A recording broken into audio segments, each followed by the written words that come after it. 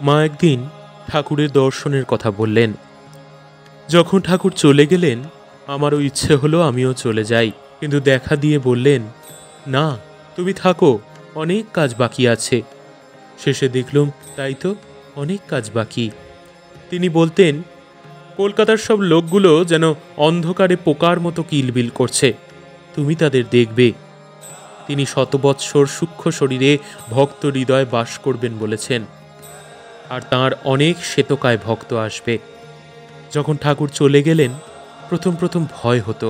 পরনে সরু লাল পেরে কাপড়, হাতে বালা, লোকে কি বলবে। তখন কামার পুকুরে রয়েছি। তারপর ঠাকুরের দেখা পেতে লাগলুম। তখন সেসব ভয় ক্রমে দূর হলো। একদিন ঠাকুর এসে বললেন, খিচুড়ি খাওয়াও। খিচুড়ি রেঁধে রঘুবীরকে ভোগ দিলুম। মারোয়ারি অর্থাৎ হিন্দুস্তানি কিনা, তাই খিচুড়ি। তারপর বসে ভাবে ঠাকুরকে খাওয়াতে লাগলুম। হরি সেই সময় কামার পুকুরে এসে কিছুদিন ছিল। একদিন আমি পাশের বাড়ি থেকে আসছি, এসে বাড়ির ভিতর যেই ঢুকেছি অমনি হরিশ আমার পিছু পিছু ছুটছে। হরিশ তখন খ্যাপা, পরিবার পাগল করে দিয়েছিল। তখন বাড়িতে আর কেউ নেই। আমি কোথায় যাই, তাড়াতাড়ি ধানের খামারের চারিদিকে ঘুরতে লাগলুম। ও আর কিছুতেই ছাড়ে না। 7 বার ঘুরে আমি আর পারলুম না। তখন নিজ মূর্তি এসে পড়ল। আমি নিজ মূর্তি ধরে দাঁড়ালুম।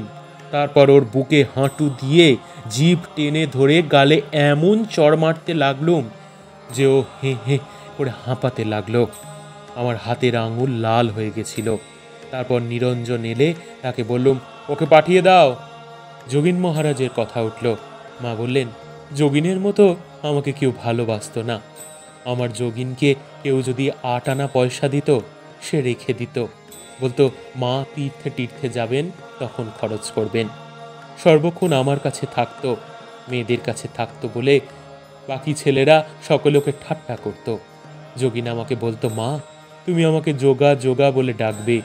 যখন যখন দেহ রাখলে সে বললে, মা আমায় নিতে এসেছিলেন ব্রহ্মা বিষ্ণু শিব ঠাকুর।